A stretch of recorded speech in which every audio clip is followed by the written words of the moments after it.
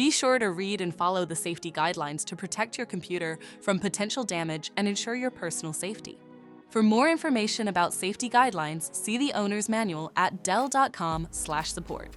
Before you begin, turn off the computer and disconnect all the attached peripherals. To remove the solid-state drive 2230, unlatch the stand and lift it off the system. Unlatch and remove the back cover. Identify the system board shield and remove the 6 screws. Lift the shield out of the system. Identify the wireless module and remove the screw securing it. Unlatch and disconnect the cables to lift the module out of the system. Identify the I/O cover and remove the 2 screws. Lift the cover out of the system.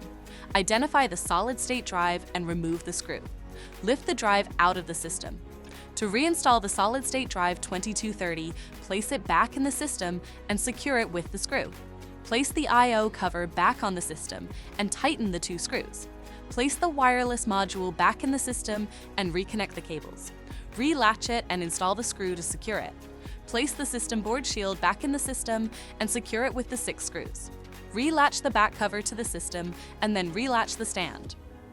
For more information about your Dell system, visit dell.com/support.